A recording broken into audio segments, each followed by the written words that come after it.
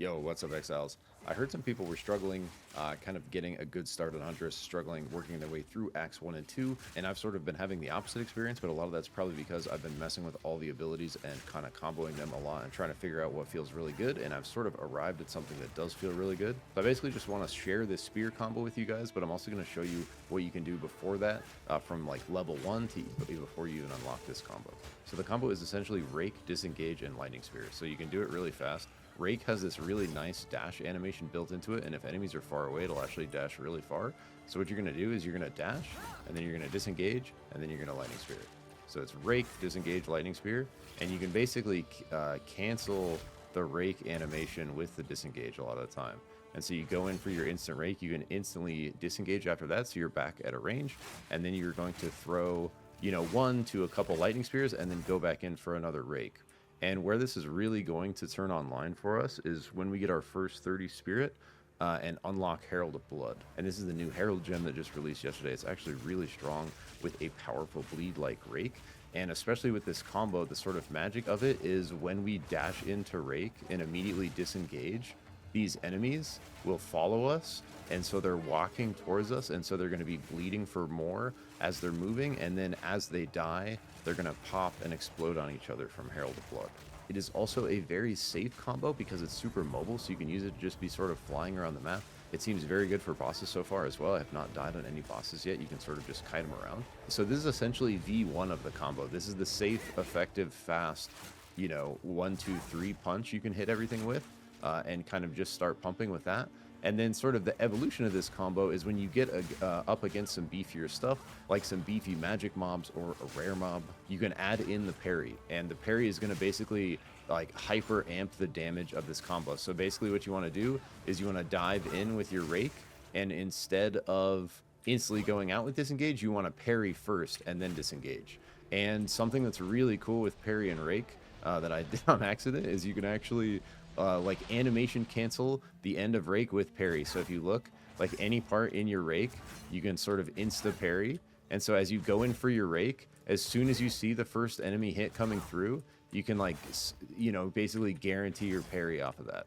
And something else that I found that's really helpful with the parry that you can see right here is actually change this keybind to my mouse, like my side button on my mouse, because it feels much better to be able to sort of insta parry in any direction while I'm moving with WASD. This is like a keyboard mouse thing. You don't have to worry about this if you're on controller. But if you're working a keyboard mouse, I will say that having parry on like a mouse button actually feels pretty dang good and has made me like feel a lot more comfortable parrying. So those are the two versions of the combo. It's like the pump combo for insta deleting stuff that's weak. And then if you have stuff that's harder, you want to basically go in, you know, animation cancel that Rake with a good parry on the first swing, and then do the same exact thing. As soon as you get that parry, you disengage, and that's going to give you a frenzy charge, and that's going to make your next Lightning Spear just absolutely dumb.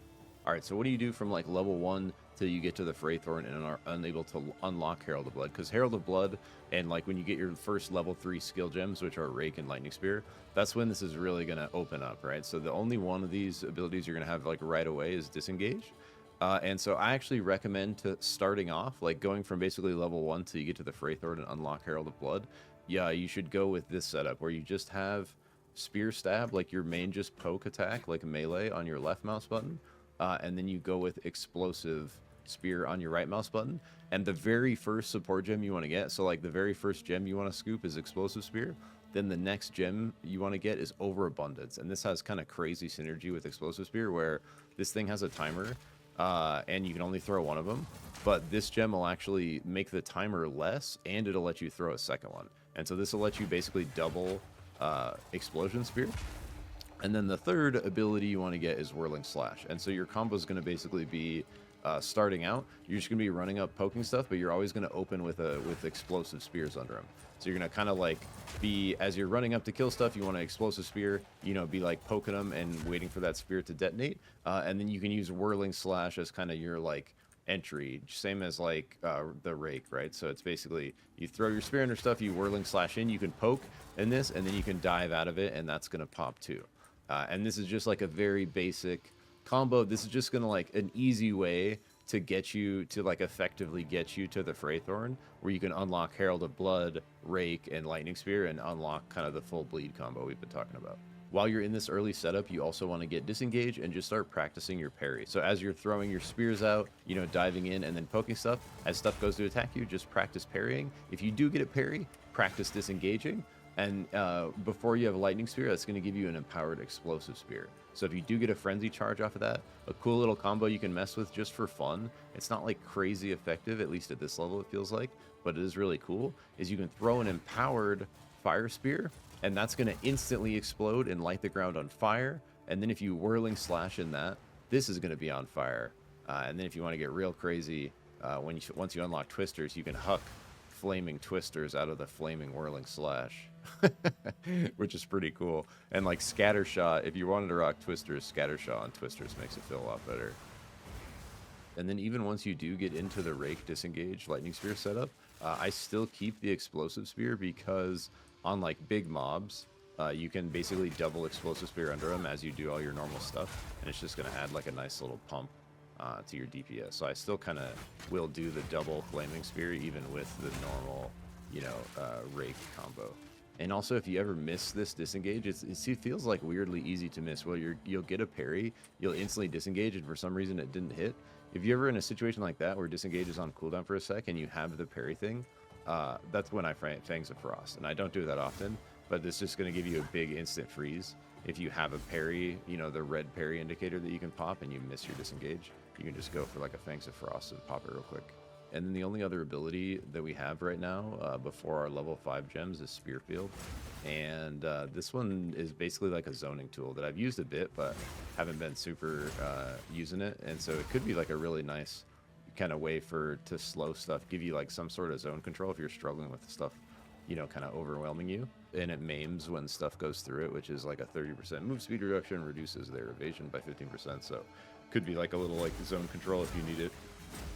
All right, so let's take a look at the gems starting with the level 1 setup, and we're going to move a couple things around once we get Herald of Blood and can move to our rake setup. So for like starting off at level 1, the very first skill gem is Explosive Spear. The very first support gem is going to be Overabundance.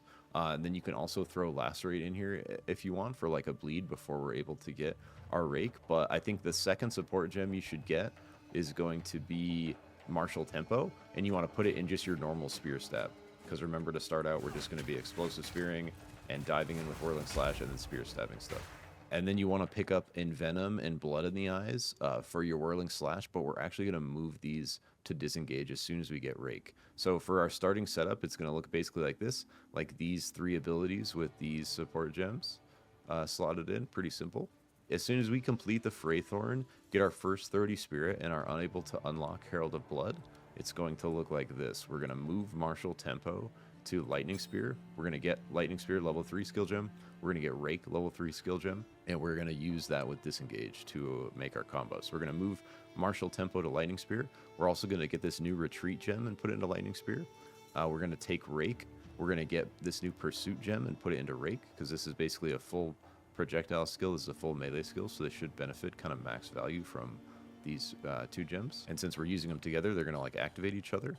And then Untouchable is a really cool one that I've put into Rake, where it basically lets you have really high evasion on your entry. So check out my 42 evasion here. If I rake them up to 55, so basically on your entry, you're going to have more evasion, like significantly more evasion. And then we are going to take our Envenom and our Blood in the Eyes from Whirling Slash and put them into Disengage. And so basically this is going to give our Disengage, which we're doing all the time, a 50% chance to poison. And we're also going to try, mainly trying out this new gem, which seems pretty cool, but it's going to like be utilizing this hobble mechanic based on our physical damage dealt against bleeding enemies, which is perfect because we're disengaging immediately after we rake. So everything we're hitting with this will be bleeding, and it'll start stacking this hobble. And so that puts us on basically the starter gem setup we're going to be rocking for the Rake combo. It's Rake with Pursuit Untouchable, it's Lightning Spear with Martial Tempo Retreat, it's Disengage with Envenom Blood in the Eyes, and it's Explosive Spear with Overabundance Lacerate. And you can also keep Whirling Slash in there if you want. Can try some new stuff here. And this is a, you know, solo self-found character, first character of the season, and so you're gonna have, you know, basically plenty of gems to be able to set this up. And hopefully I kind of gave you a good idea of what you should prioritize here, and then when you have extra, you can start, you know, messing around with the other abilities, some new support gems and stuff. Oh, the last thing I forgot to mention is this Brutality in Herald of Blood seems really good. It just basically seems like free 25% damage boost on this. This is actually a really good skill, it seems like. Like these, especially with Rake. Rake has a crazy insta, like guaranteed bleed. Like stuff just really pops from Herald of Blood. And especially when they're chasing after you do the quick combo. And they're like moving towards you and they're taking more damage from moving with the bleed. And then they blow up on each other. It just feels pretty good.